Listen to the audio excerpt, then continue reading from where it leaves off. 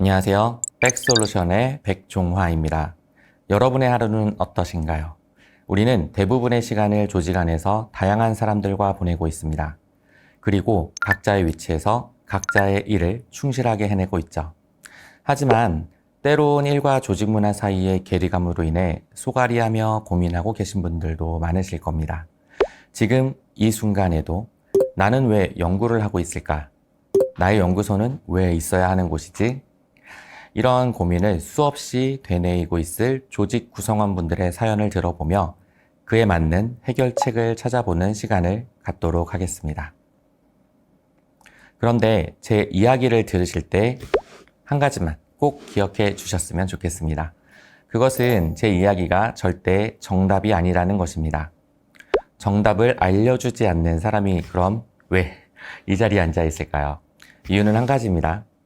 여러분들과는 다른 지식과 경험을 가지고 있기 때문입니다. 정답을 알려드릴 수는 없지만 지금까지와는 다른 관점을 공유해 드릴 수는 있습니다.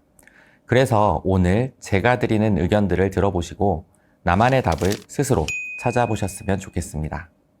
지금 여러분의 연구소는 안녕하십니까?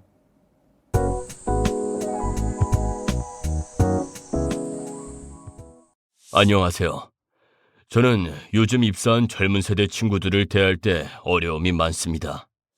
업무의 미숙한 점을 가르쳐 주려고 해도 자칫 잘못하면 갑질, 꼰대 취급을 받게 되니 행동이 조심스러워질 수밖에 없습니다. 이 친구의 성장을 위해 조언해야 할 때 어느 정도 선에서 개입해야 할까요? 특히 요즘과 같이 조용한 사직 등 회사에 헌신하지 않는 직원들이 늘어날수록 업무에 대한 열정도 줄어드는 것만 같아서 걱정이 큽니다. 이러한 문제에 대해 조직 차원에서 진지하게 고민해 볼 필요가 있을 것 같은데요. 이런 나, 꼰대인가요? 닉네임 연구자 엑스맨님이 보내주신 사연을 함께 들어보셨습니다. X세대, G세대, 그리고 낀 세대까지 다양한 세대들이 조직에 몸담고 있기에 고민 또한 여러 갈래로 나눠질 것 같은데요. 실제 G세대 분들은 입사 때부터 열심히 일했지만 부당한 일을 조금 겪었고요. 참다가 자신의 생각을 이야기했더니 요즘 애들은 손해보는 일은 안 하고 이득만 보려고 한다. 이런 말들을 좀 자주 듣는다고 합니다. 이러한 갈등의 가장 큰 이슈인 세대 간의 오해를 해결하기 위해서 조직과 개인 관점의 솔루션을 제시해 보고자 합니다. 먼저 여러분에게 직장은 어떤 곳일까요? 돈을 버는 곳, 내 꿈과 비전을 이루기 위해 지식과 경험을 얻는 곳, 다양한 대답을 들려주실 것 같은데요. 하지만 이런 정의를 내리기 이전에 필요한 것이 하나 있습니다. 지금부터 제가 드릴 세 가지 질문에 나만의 답을 한번 고민하고 정리해 보셨으면 좋겠습니다. 첫 번째, 왜 이 회사에 오셨나요? 두 번째, 이 회사에서 경험하고 싶은 것은 무엇인가요? 세 번째, 그 경험들은 여러분의 꿈과 비전에 어떤 영향을 주고 있나요? 요즘 시대는 내일 무슨 일이 벌어질지, 그리고 어떤 방법으로 다양한 문제를 해결해야 할지 아무도 정답을 모르는 시대입니다. 그럼 지금처럼 정답이 없는 시대를 살고 있는 우리는 어떻게 일을 해야 할까요? 오늘의 사연을 보면 연구자 엑스맨님께서는 성장을 위한 조언의 개입 정도와 업무에 대한 열정의 부재를 고민해 주셨습니다. 이제 더 이상 X세대 선배들이 가르쳐주고 G세대 후배들은 배우기만 하는 시대는 아닙니다.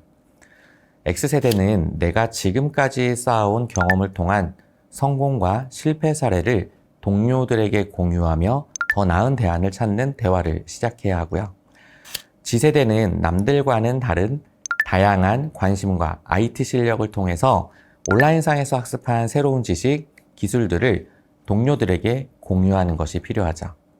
특정 세대가 양보하거나 주도하는 것이 아니라 서로가 지금보다 더 나은 방법을 찾기 위해서 서로의 생각과 의견, 지식과 경험들을 공유하는 일하는 방식으로의 전환이 필요하다고 제안드리고 싶습니다. 지금까지는 개인 관점의 변화에 대한 솔루션을 제시했는데요. 이러한 변화가 이루어지기 위해서는 구성원 개개인의 노력 외에 더 중요한 것이 하나 더 있습니다. 무엇일까요? 네, 바로 조직의 지원입니다. 최근 많은 기업과 조직들은 세대 간의 갈등을 해결하고자 많은 노력을 하고 있는데요.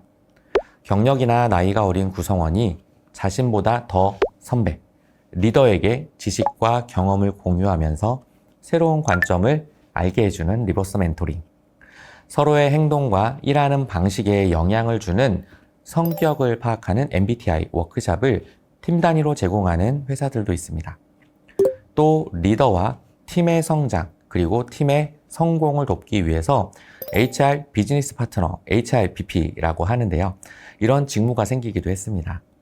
HRBP라고 불리는 이 직무 담당자들은 인사팀이 아닌 일하는 방식의 변화나 팀 구성원의 성장과 성공을 돕기 위해서 실제 팀에 들어가서 함께 일을 하고요. HR적인 지원을 하기도 합니다. 그리고 최근에 가장 화두가 되고 있는 것은 코칭입니다. 1대1로 리더와 구성원의 성장을 돕는 외부 코치들이 투입되어서 한 달에 한 번 또는 두 번 정도 코칭 대화를 나누면서 고민을 해결해 나가는 시스템입니다. 말씀드린 4가지 조직 지원 방법을 참고하셔서 내가 속한 조직에서는 모든 구성원과 세대의 성장, 그리고 그들을 지원하기 위해서 무엇을 어떻게 적용할 수 있을지 아이디어를 얻어가셨으면 좋겠습니다.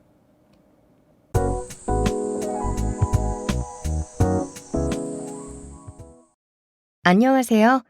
저는 주어진 일에 최선을 다하는 연구자입니다. 그런데 저희 회사에는 너무 많은 문제점이 있어요. 일단 연구를 하면 모든 공이 연구 책임자에게 돌아갑니다. 열심히 일하고서도 보상을 못 받는 기분이죠.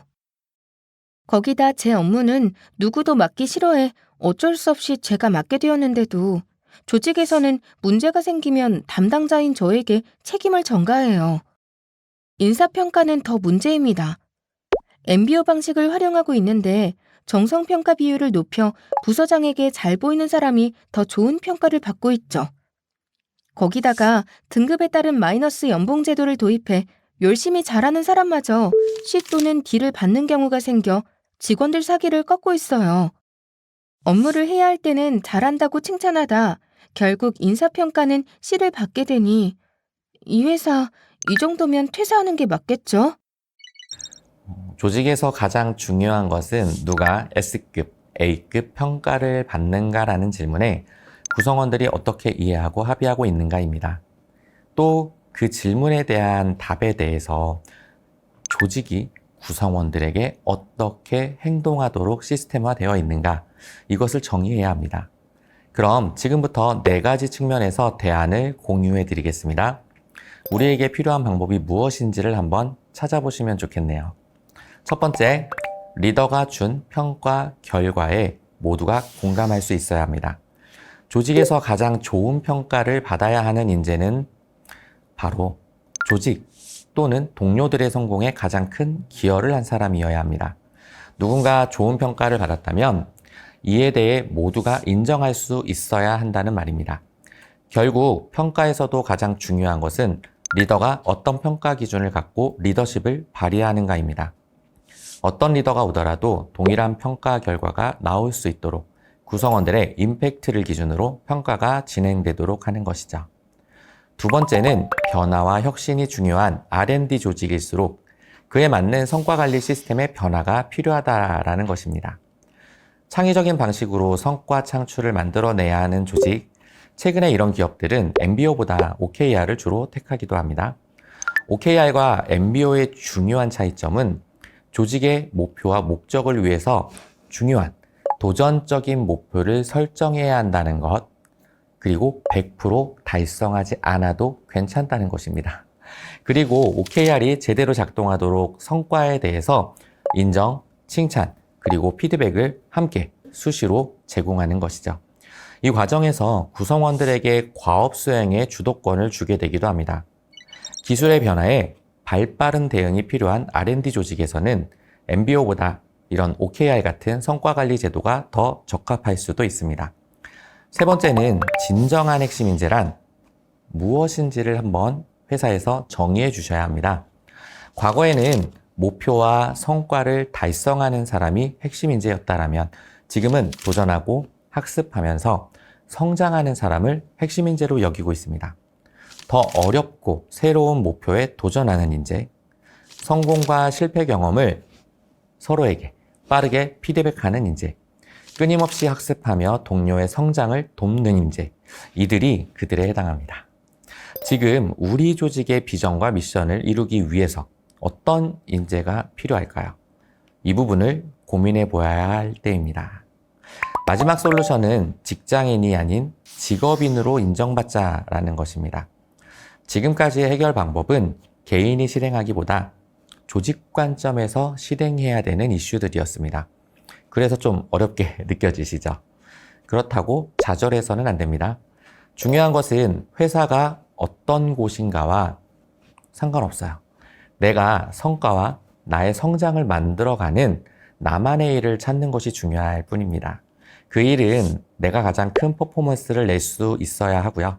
내가 지금이 아닌 다른 조직에서 일할 때도 나만이 할 수 있는 일이어야 합니다. 이 부분을 스스로 찾고 경험하면서 어필해야 하는데 이것을 나를 브랜딩하는 것이라고 말합니다. 이때 중요한 것은 회사 규칙이나 보안에 위배되지 않는 선에서 외부에도 어필하는 것입니다. 내가 잘하는 일, 내가 조직에서 기여하고 있는 일에 대해서 외부 사람들을 만나며 정기적으로 나를 노출한다라면 그 시간이 누적돼서 결국 나만의 브랜딩을 갖게 됩니다. 예를 들어서 저 또한 스타트업에서 2년을 근무하면서 회사의 배려로 외부 활동을 좀 할 수 있었습니다. SNS에 글을 쓰는 것뿐만이 아니라 다른 기업을 컨설팅하기도 했었는데요. 이렇게 만들어진 백종화라는 브랜딩은 조직과 관계없이 스스로의 가치를 객관적으로 평가받을 수 있게 해줬습니다. 여러분도 나만의 브랜딩을 꼭 해보셨으면 좋겠습니다.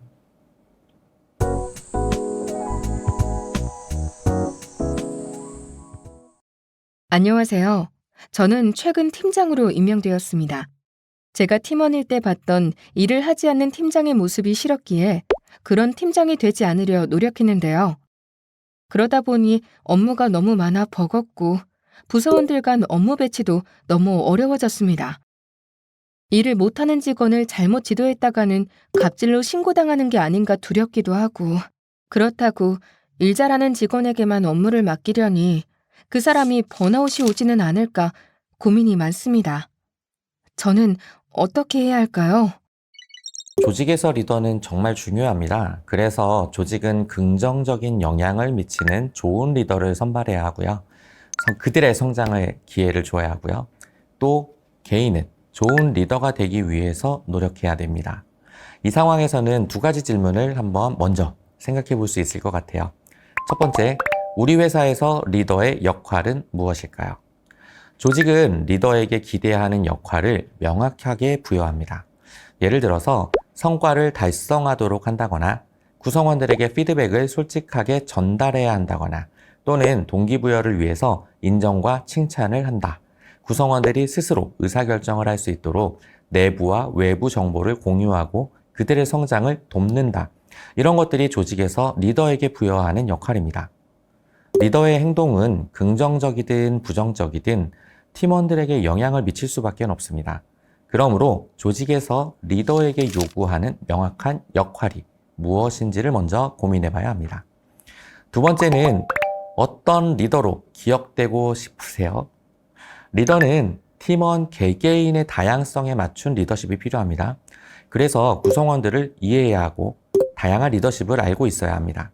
제 경험을 먼저 말씀드려 볼게요.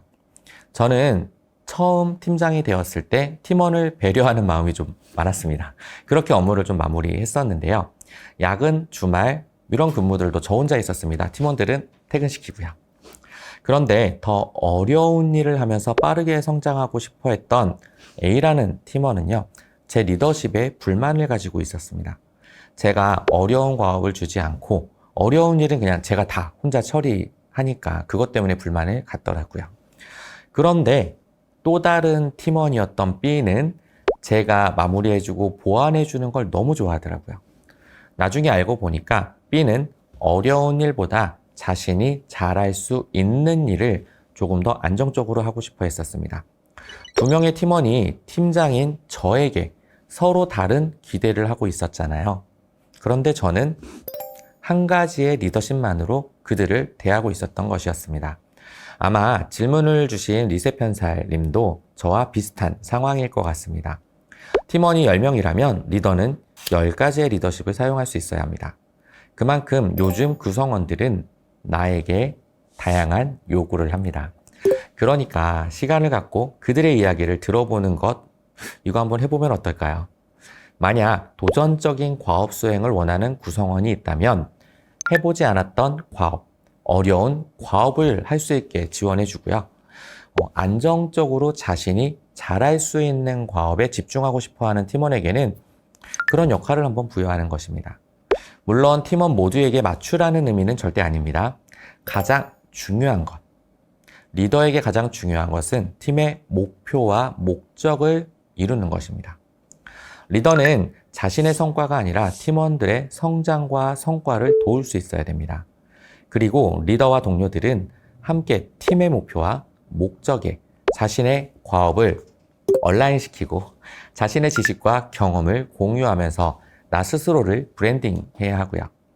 그래서 진정한 리더라면 5가지의 역할을 제대로 수행하실 수 있어야 합니다. 첫 번째, 어렵고 새로운 목표에 도전하는 행동을 하는 리더여야 합니다. 두 번째, 조직의 목표와 동료의 성공에 모두 기여하는 리더여야 합니다. 세 번째, 스스로가 가진 지식과 경험을 공유하는 리더여야 하고요. 네 번째, 리더뿐만 아니라 동료들의 피드백에도 긍정적으로 반응해야 합니다. 마지막 5번째는 자신이 모르는 것을 모른다라고 솔직하게 이야기하고요. 옆에 있는 사람들에게 물어보고 학습하는 리더여야 합니다. 만약 리더가 5가지 역할을 제대로 수행한다라면 한 걸음 더 나아가서 리더와 동료들이 서로가 하고 있는 일 그리고 그 일의 영향에 대해서 함께 이야기를 나누는 문화를 구축할 수 있다라면 저는 진짜 멋있을 것 같아요. 추천해드리고 싶습니다. 이런 다양한 시도들이 모이고 모여서 리더십과 조직 그리고 구성원 모두가 더 빠르게 성장해 나가실 수 있을 것 같습니다. 지금까지 세대 갈등, 조직 공정성, 리더십에 대한 다양한 고민 사연을 만나보고 그에 맞는 해결책을 제안드려 봤습니다. 고민 해결에 조금 도움이 되셨을까요? 일과 조직 문화에 대한 고민은 오늘 만나본 사연 외에도 다양하게 존재하고 있기에 혼자만의 고민이 아닐 것입니다.